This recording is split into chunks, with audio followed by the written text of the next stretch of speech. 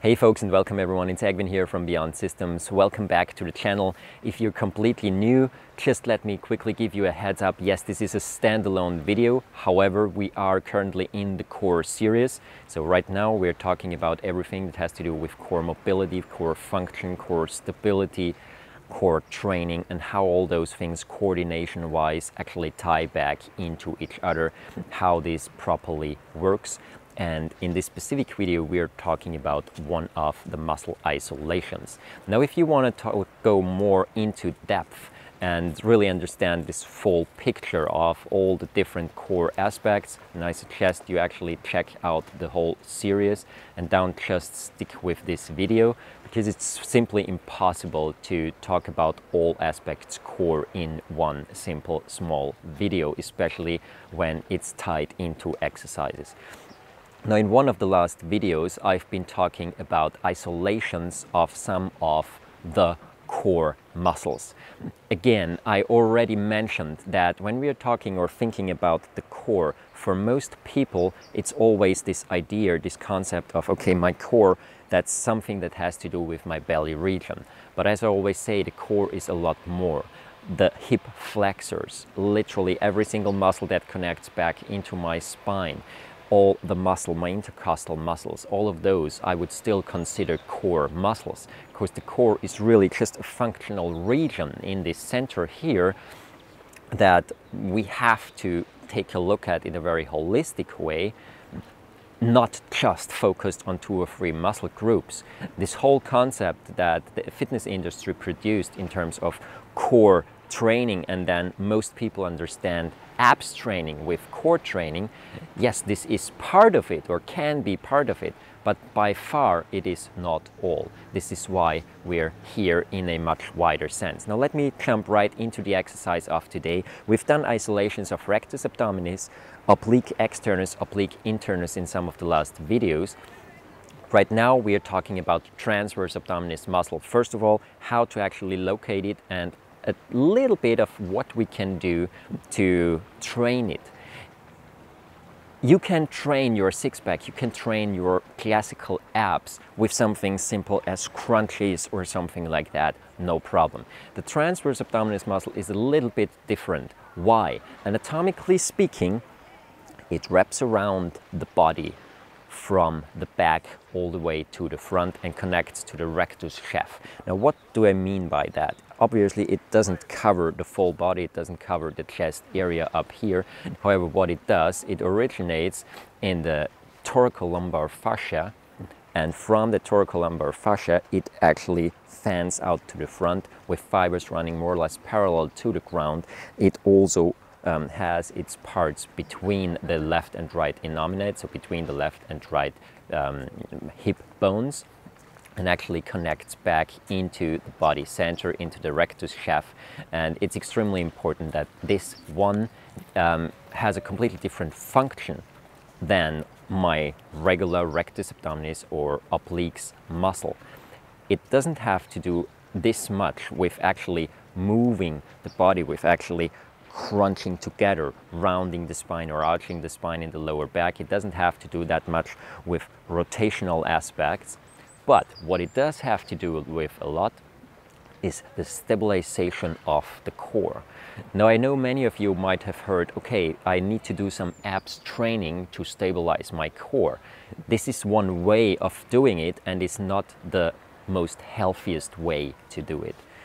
The classical rectus abdominis muscle is not built, is simply not designed for the function of stabilizing the core unless additional loads are put onto the body. However, the transverse abdominis muscle actually wraps around my whole center with the capacity of actually stabilizing, connecting my whole thorax region with my pelvic ring region, and doing those things in a way that it's much more healthy for my intervertebral discs.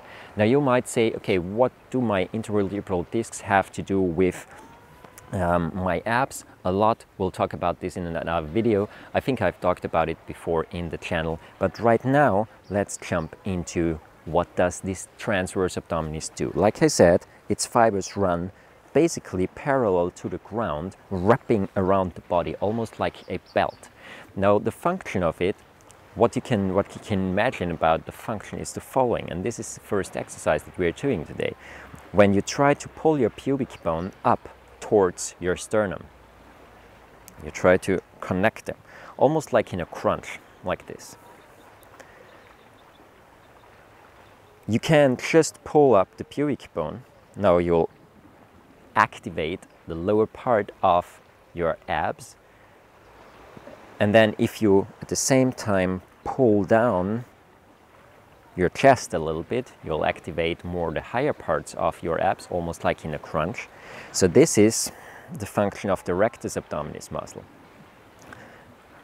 When you can't go any further in terms of closing the body in the front, but then you activate the transverse abdominis muscle. Watch this area left and right here.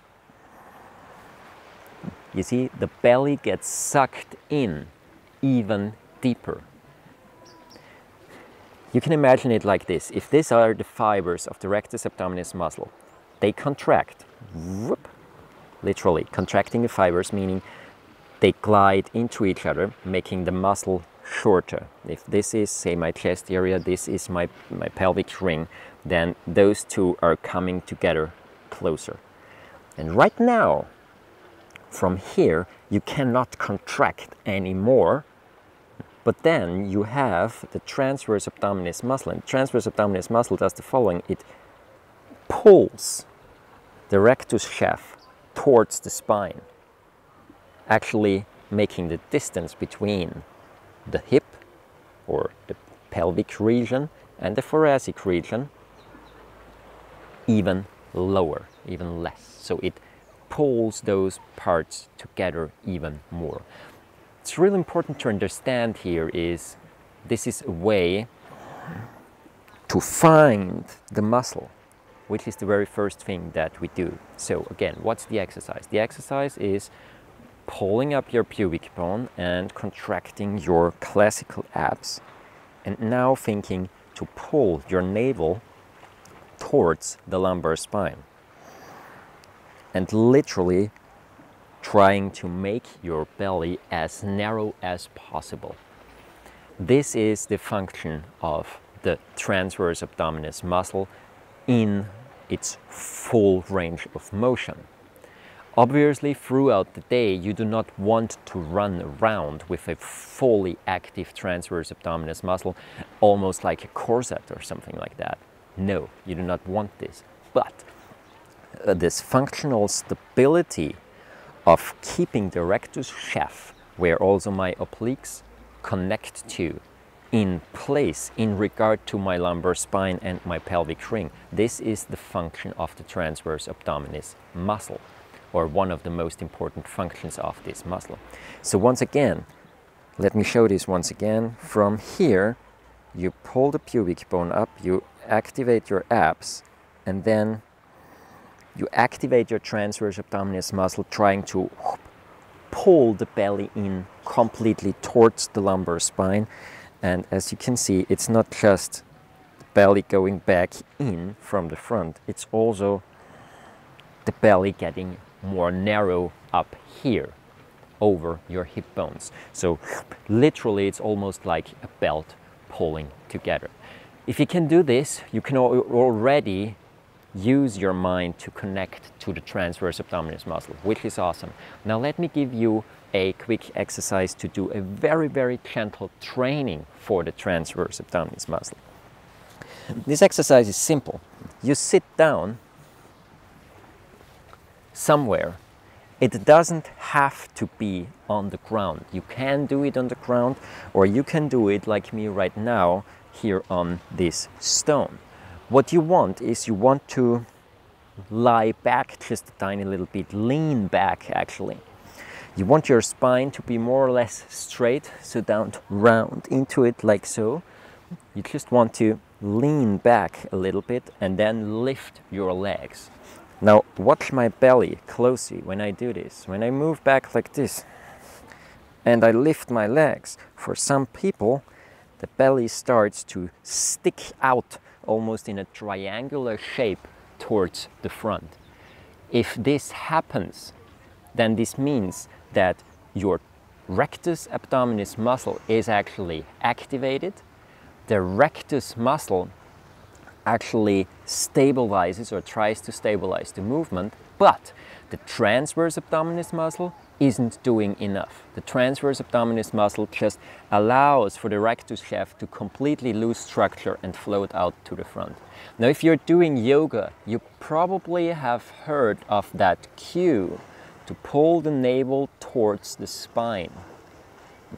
What's actually meant with that is to activate the transverse abdominis muscle in such a way that it stabilizes the rectus shaft, it stabilizes the core in a way that is healthy, rather than using just the rectus abdominis muscle, because the rectus abdominis muscle will just simply flex the spine, and we do not want this in some areas. So from leaning back here, what are you going to do? You're going to start this whole thing by, before you actually put the legs up, you actually try to use your transverse abdominis muscle. What you just did in standing position, you're gonna suck your belly in, make it as tight and narrow as possible, bringing all areas of your abdominal wall as close as possible towards the lumbar spine, and from here then you're gonna lift up the legs rather than having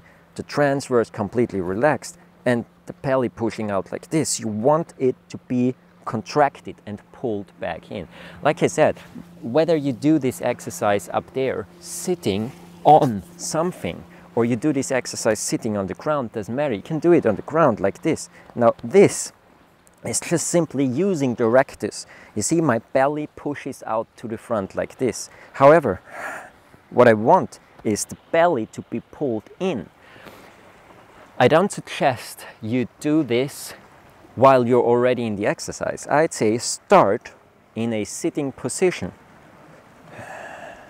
Pull the navel in, pull the abdominal walls, not just the navel, towards your spine, your lumbar spine. Try to keep this upright shape of your body, this neutral spine rather than a flexed spine, and from here lean backwards and have your legs lifting up the ground. Now you see my belly is lean rather than pushing out and creating this triangular shape towards the front.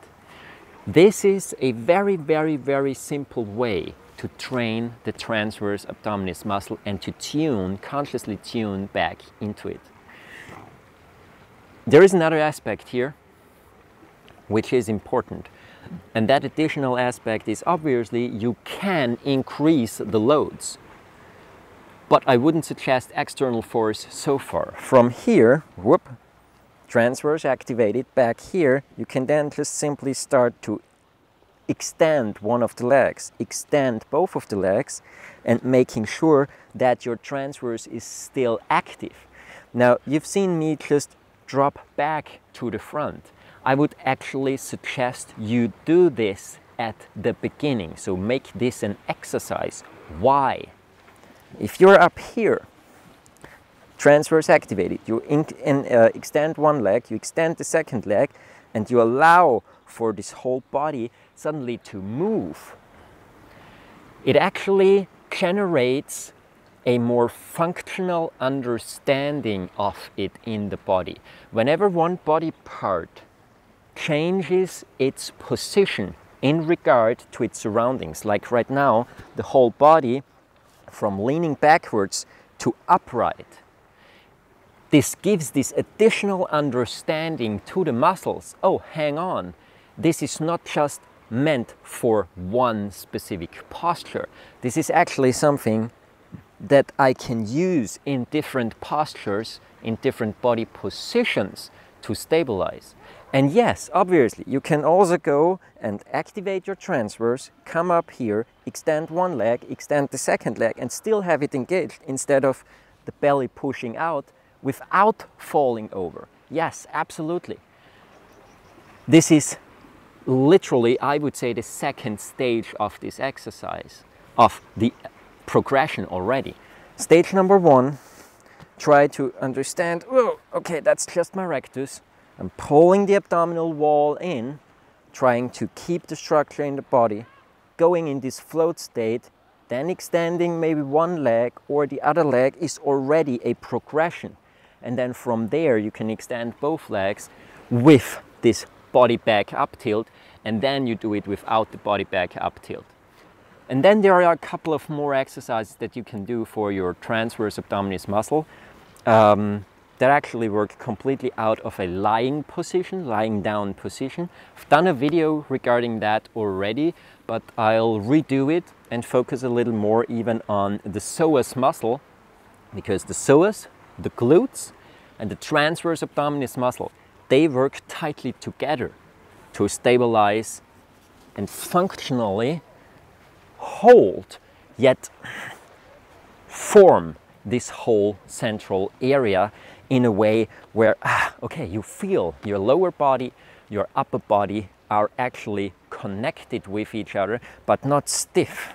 Yeah, we never look for stiffness. We always look for stability, but in a functional way where openness, flow are still possible and important parts of the mix. All right, have a wonderful time trying this out. If you have questions, please leave them in the comment box down below. As I mentioned, if you're interested in this whole series, check out the series on my channel. Click like and share if you think this video is worth your while or worth the while of someone else, so it might be important for someone who has troubles with the lumbar spine or so on. And also, if you want to stay up to date with more of this, with the following videos in the core series, then click the subscribe button and hit the notification bell so that you actually always get notified when the next video is up. Thanks a lot for watching, have a wonderful time, and see you around. Bye.